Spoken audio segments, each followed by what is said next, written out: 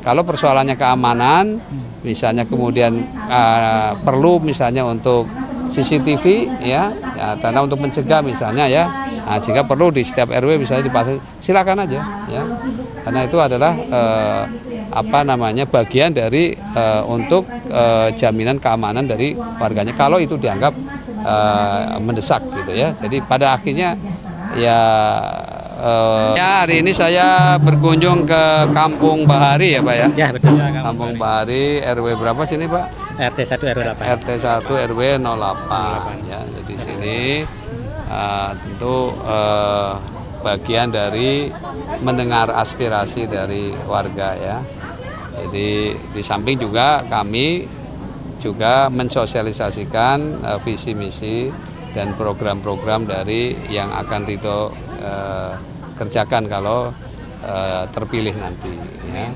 Jadi intinya lebih pada sosialisasi dari kami dan sekaligus menyerap aspirasi dari warga. Itu sih. Aspirasi apa Pak dari warga?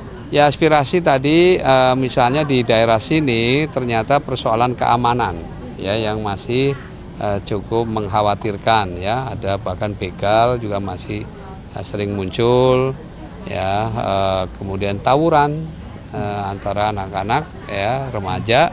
Ya, ini juga masih cukup banyak kasus-kasus di sini. Ya, itulah yang menjadikan warga di sini, terutama ibu-ibu, khawatir, terutama anak-anak perempuannya yang kalau harus pulang larut ya atau malam. Nah, ini yang saya kira itu satu hal yang memang sudah kewajiban dari pemerintah untuk menjamin ya warganya aman. Jadi insya Allah nanti beberapa hal yang tadi saya sampaikan, nah sekarang kan nanti Ridho akan memberikan stimulan dana 200 juta kan per RW ya per tahun. Nah itu silakan bisa dimanfaatkan mana yang prioritas untuk mengatasi persoalan di RW-nya. Kalau persoalannya keamanan, misalnya kemudian perlu misalnya untuk CCTV ya karena untuk mencegah misalnya ya, sehingga perlu di setiap RW misalnya dipasang, silakan aja ya, karena itu adalah bagian dari untuk jaminan keamanan dari warganya kalau itu dianggap mendesak gitu ya. Jadi pada akhirnya ya RW itu diberikan kewenangan penuh tentu dengan apa? Dengan musyawarah dari warganya, dengan posyandunya, dengan PKK-nya, tokoh-tokoh masyarakatnya semua terlibat gitu ya. Berarti kalau untuk kasus begal ini kan cukup kompleks ya Pak. Berarti itu tetap diserahkan ke RT RW masing-masing gitu ya. Ya tentu kan tadi kalau tingkat RT RW mungkin paling pencegahan kan, tapi kan kalau untuk ini pasti dari aparat keamanan kan. Nah makanya nanti sistem pelaporan. Makanya RW, RT kita berikan ada nomor hotline langsung ya. Karena bagian dari pelayanan publik oleh pemerintah daerah adalah agar cepat tanggap intinya pada laporan. Ya, jadi bagian dari tata kelola pemerintahan yang baik, yang salah satunya adalah cepat tanggap terhadap laporan dan kemudian menindaklanjuti. Ya, jadi kalau jelas kalau ya pencegahan tentu perlu di tingkat RT RW-nya masing-masing ya, tetapi untuk penindakan tentu ya aparat ya, ini menjadi bagian yang tidak terpisahkan. Kalau selain pengamanan kan beberapa kali Pak Suswono sudah berada di Jakarta Utara gitu ya Pak. Apa saja Pak yang perlu diperbaiki nanti? Ya Jakarta Utara termasuk daerah yang kumuh itu masih banyak. Ya, nah makanya itu yang bagian dari tugas Pak Emil yang diminta Pak Prabowo kan membenahi rumah kumuh. Ya, jadi kita akan ya benahi ada dua cara ya, dengan membangun rumah vertikal atau memperbaiki rumah yang menata ya supaya tampilannya itu jadi enak gitu ya. Kalau ini kan sudah kumuh kemudian juga tidak tertata gitu ya.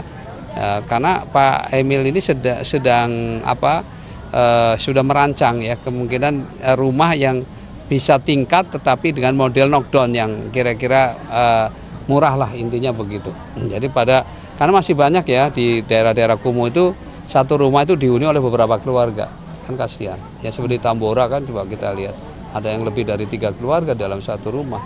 Saya bayangkan ya. Nah itu hal-hal seperti ini. Jadi ada dua pendekatan, bisa dipindahkan ke rumah vertikal tadi yang dimana lahannya memanfaatkan pasar-pasar atau stasiun ya atau di atas sungai ya, sehingga tidak perlu beli lahan ya, dan itu berarti akan ada rumah-rumah yang terjangkau oleh masyarakat miskin kota ya. Nah, atau kalau harus sewa murah.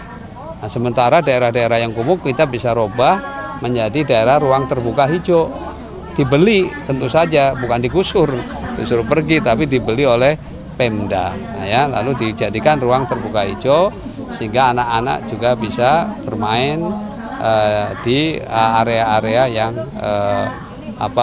RTH tadi seperti itu. Sedikit soal ini Pak, sedikit soal di luar kegiatan ini kan survei kan memang menunjukkan RK Susono tetap di paling tinggi Pak, tapi di nomor 2 RK Pramono Rano kayaknya sudah mulai mengejar nih Pak. Ada kiat-kiat khusus nggak sih? Apakah untuk mengejar atau ada ketakutan sendiri nggak kalau bakal disusul nih Pak? Ya kan kita masih punya kesempatan waktu kampanye sampai 23 kalau nggak salah ya, November ya. Dan survei kan secara periodik pasti akan dilakukan ya. Tinggal nanti kita lihat di mana misalnya Ridho masih berat ya. Ya tentu di situ kita akan lebih gimana kira-kira kampanye yang lebih pas di situ seperti apa. Itu sudah pastilah ada evaluasi seperti itu. Yang jelas kami tidak risau lah dengan hal seperti itu, karena ini masih ada waktu untuk terus membenahi kalau memang dirasa justru manfaat survei itu di situ ya. Tapi tentu survei yang objektif ya.